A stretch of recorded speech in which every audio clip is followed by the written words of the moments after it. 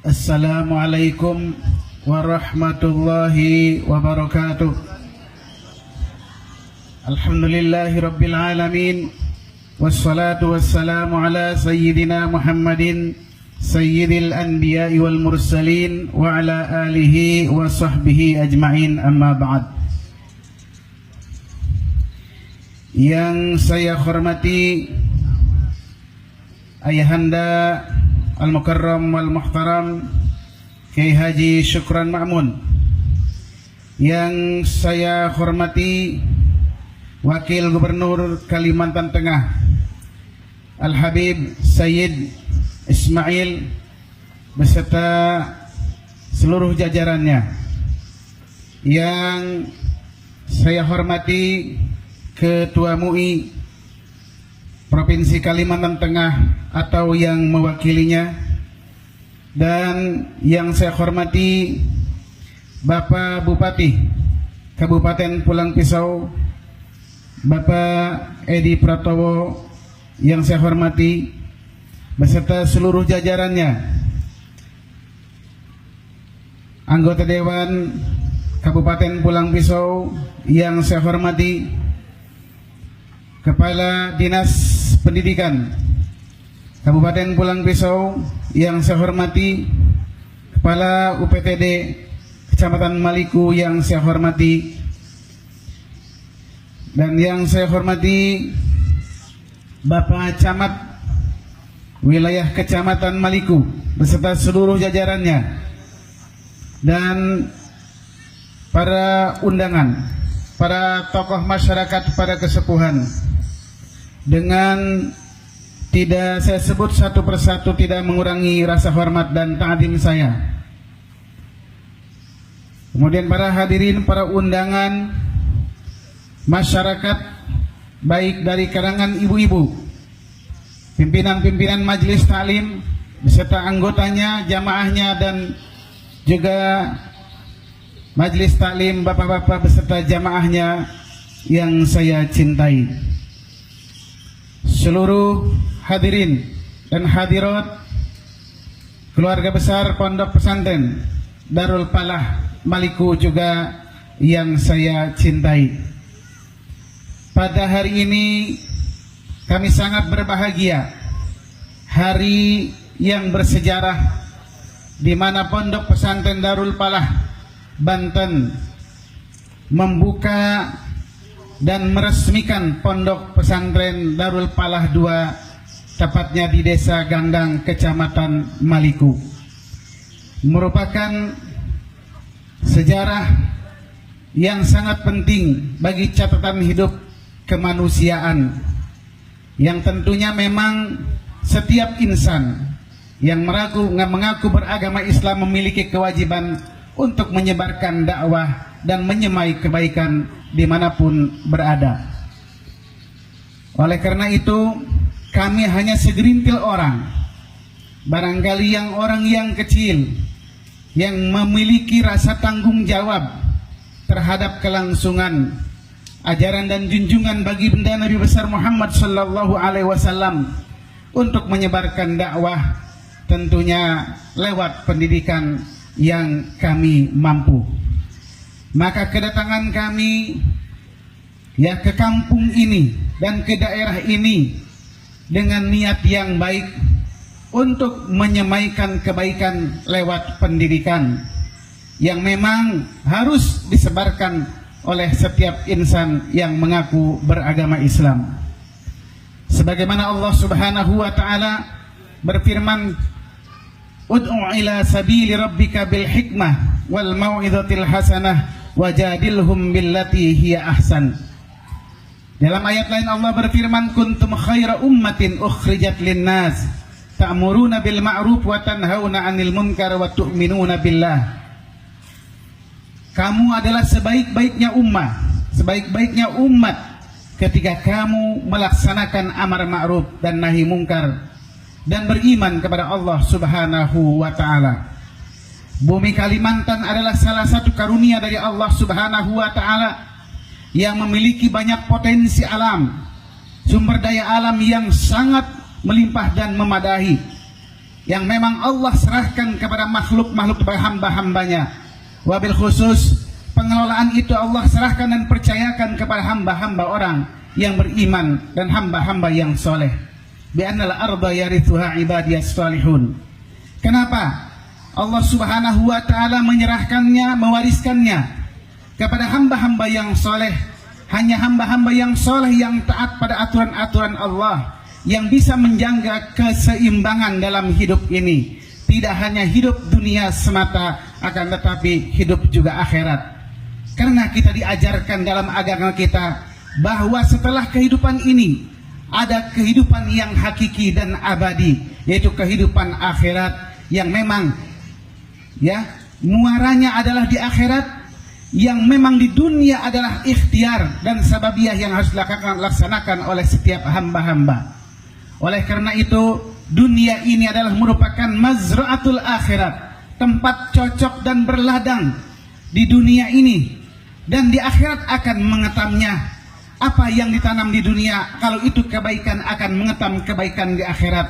Apa yang ditanam di dunia, kalau itu berbentuk keburukan, tentu akan mengetam keburukan di akhirat. Wal'iyadzubillah. Oleh karena itu, kami hanya sekelompok kecil hamba-hamba yang terus ingin memiliki berbagai kebaikan-kebaikan yang memang kami menginginkan di akhirat kami selamat. Sebagaimana doa kami, Rabbana atina fid dunya hasanah wa fil akhirati hasanah wa qina adzabannar. Ya Allah, berikanlah kebaikan di dunia dan kebaikan di akhirat, dan jagalah kami dari sentuhan api neraka. Inilah yang diajarkan oleh Allah kepada kita selaku hambanya. Tidak ada pilihan lain bagi orang yang beriman, adalah betul-betul harus mempersiapkan kehidupan setelah kehidupan di dunia yang kekal dan abadi. Ingatlah bahwa akhirat adalah harus menjadi prioritas. Walal akhiratu khairul laka minal ula. Bahwa akhirat adalah lebih baik daripada dunia. Oleh karena itu kami sadar itu, karena ini perintah Allah, karena ini ajaran yang diajarkan oleh Allah kepada kita. Kami berusaha semaksimal mungkin bagaimana agar kami kembali kepada Allah dengan baik dan mendapat balasan yang baik. Bahkan kita menginginkan adalah mendapatkan surganya Allah subhanahu wa ta'ala. Itulah ajaran dan akidah yang harus kita yakini sebagai seorang muslim.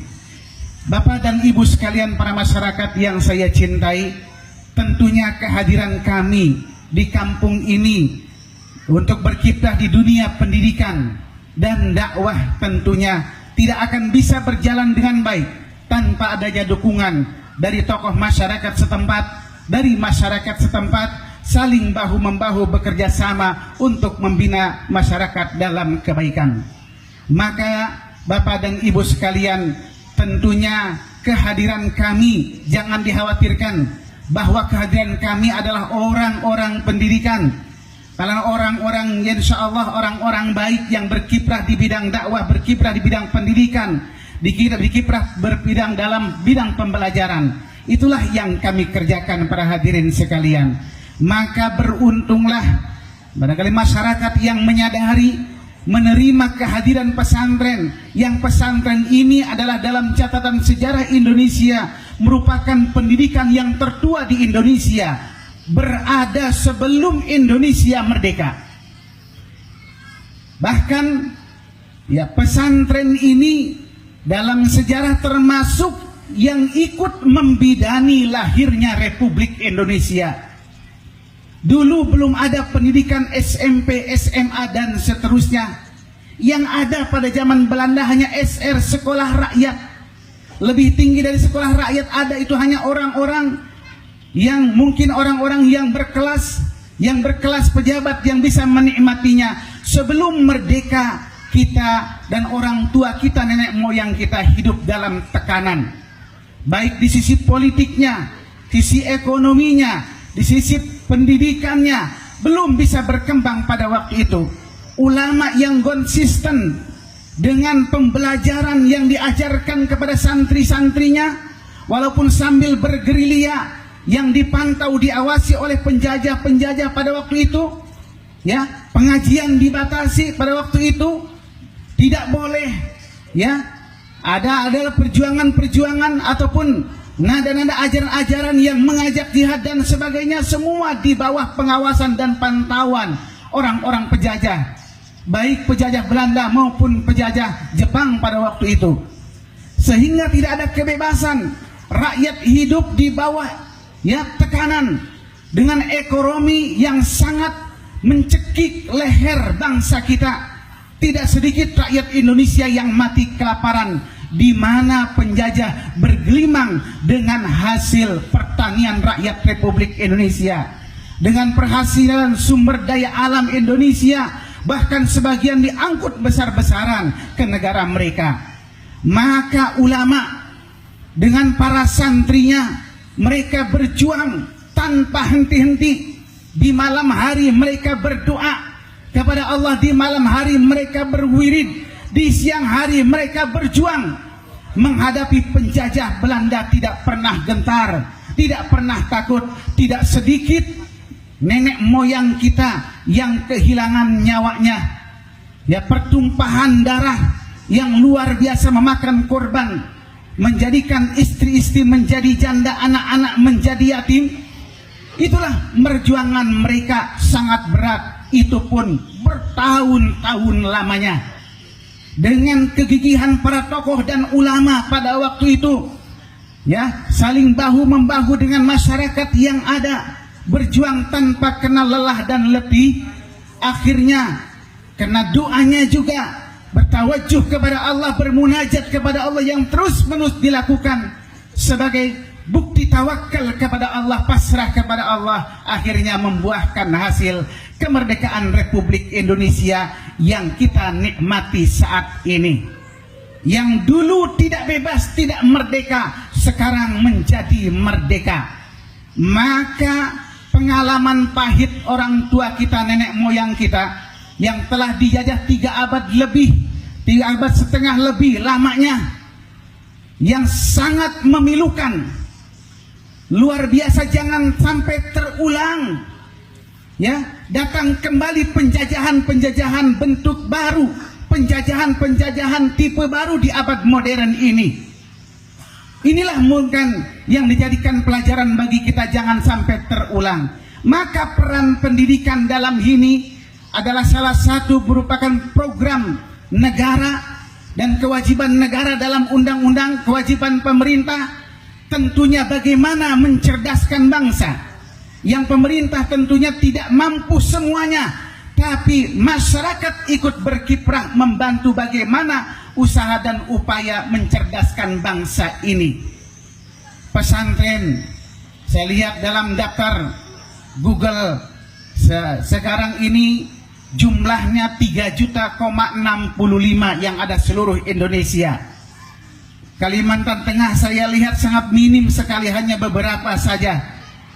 Padahal luar biasa Kalimantan juga dikenal adalah di negara-negara lain, termasuk di Saudi Arabia, banyak tokoh-tokoh yang dari Kalimantan yang sukses dan berhasil di kancah internasional. Banyak pemenang-pemenang MTQ nasional maupun internasional yang tingkat internasional dari Kalimantan asalnya. Banyak juga hafid-hafid yang dari Kalimantan yang memenangkan rekor tingkat internasional.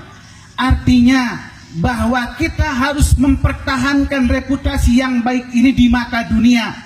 Bahkan perkembangan baru ini dari Kalimantan Selatan, ada seorang anak muda, usianya 21 tahun, berasal dari Kandangan, itu menjadi imam di sekitar Masjidil Haram, bukan di Masjidil Haramnya. Dia hasil dalam seleksi, namanya Muhammad Asal Banjar.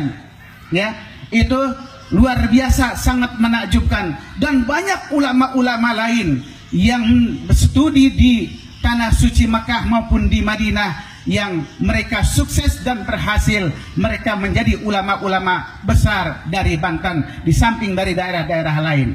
Oleh karena itu, kebanggaan ini patut kita pertahankan. Bagaimana dengan merintis kader-kader supaya menjadi kader-kader yang berkualitas, yang beriman dan bertakwa, yang memiliki kapabilitas dalam berbagai keilmuan. Itulah yang harus kita tanamkan kepada kader-kader kita. Kenapa? Kalau di abad kemajuan zaman ini, kemajuan ilmu pengetahuan dan teknologi ini, kita tidak membangun benteng yang kokoh dan kuat bagi masyarakat kita, kita akan luntur dan lentur.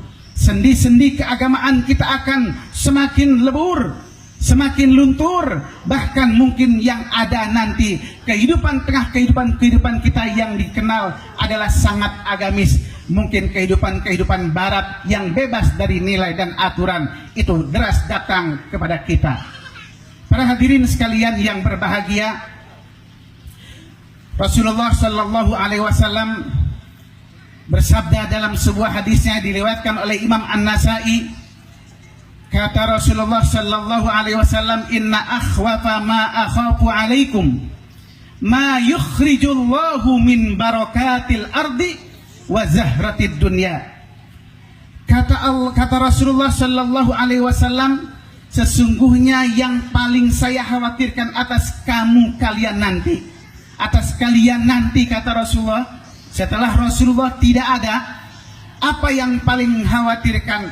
Apa-apa yang Allah keluarkan dari keberkahan bumi, min thubuti khairiha, dari keberkahan bumi Allah keluarkan, wa zahratid dunya, dan bunga-bunga keduniaan. Sekarang ini di akhir zaman luar biasa.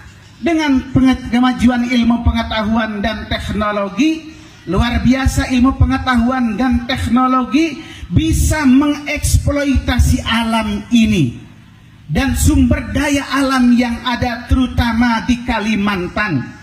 Kalimantan memiliki sumber daya alam yang luar biasa. Tambang emas, tambang batu bara, tambang perak, nikel, bahkan juga berlian, itu ada di Kalimantan.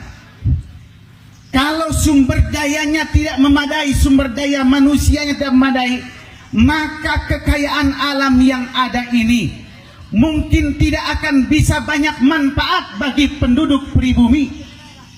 Mungkin akan dieksploitasi oleh bangsa-bangsa lain. Kenapa? Karena kurangnya SDM.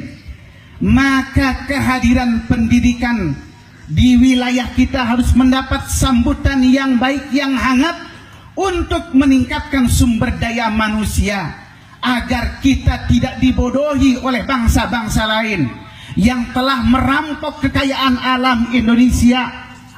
Sumber daya alam seperti emas dieksploitasi oleh bangsa lain dengan besar-besaran.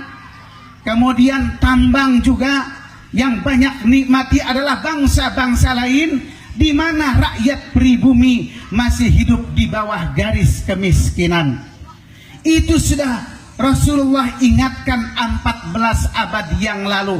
Keberkahan bumi akan dikeluarkan, kebaikan bumi akan dikeluarkan semuanya, sehingga bisa menyihir pandangan manusia, menyulap pandangan manusia.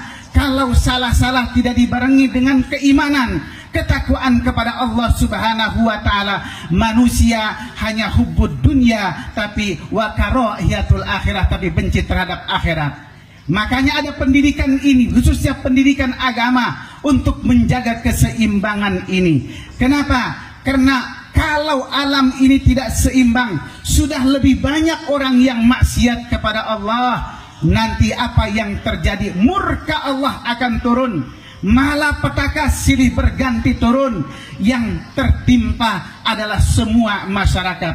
Wattaqu fitnatan la tusibanna alladziina minkum khassah. Ya, takutlah kamu kepada suatu musibah yang tidak menimpa kepada orang-orang yang maksiat saja, tapi orang-orang yang baik pun yang tidak maksiat, yang ada di sekitar orang-orang yang tidak beriman dan tidak bertakwa kepada Allah. Ketika timpa musibah, yang baik pun akan terkena dampak musibah tadi.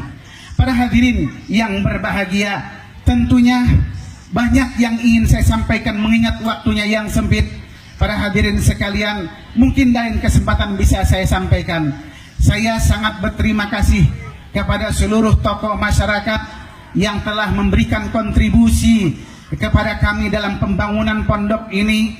Bapak Haji Husaini Bapak Haji Nabhan, Bapak Camat Maliku telah banyak membantu dan berikan kontribusi kepada pembangunan pondok ini, diikuti oleh yang lainnya termasuk yang memasok material-material kepada kami.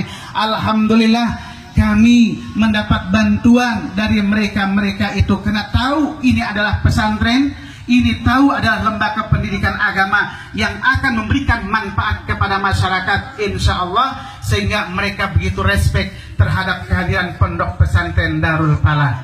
Tentunya apabila ada kekurangan, barangkali saya atas nama pimpinan pondok mohon dibukakan pintu maaf. Apabila barangkali ada anak-anak kami, santri kami, barangkali tingkah lakunya namanya anak-anak, mungkin tingkah polanya kurang berkenan di mata masyarakat, kami sekali lagi mohon dibukakan pintu maaf yang sebesar-besarnya. Sekali lagi saya ucapkan terima kasih kepada seluruh tokoh yang memberikan dukungan, seluruh masyarakat yang memberikan dukungan terhadap wujudnya pesantren di Kampung Maliku ini ataupun Desa Gandang Kampung Maliku ini. Mudah-mudahan juga Allah meridhoi langkah kita dan meridhoi pesantren kita sehingga berjalan pada tracknya dan memberikan manfaat kepada segenap masyarakat. Khairun nas anfa'uhum linnas, sebaik-baiknya manusia orang yang paling banyak memberikan manfaat kepada banyak orang yang lain.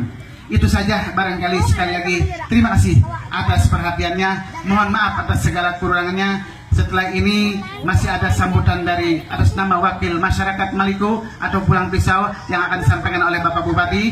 Kemudian setelah itu ada tausiah agama, tolong sampai akhir, yang disampaikan oleh guru kita Profesor Haji Syukron Makmun. Kemudian setelah itu Bapak Wagub mintanya setelah tausiah dilanjutkan dengan pengguntingan pita peresmian gedung ini, dan nanti akan peletakan batu pertama pembangunan masjid.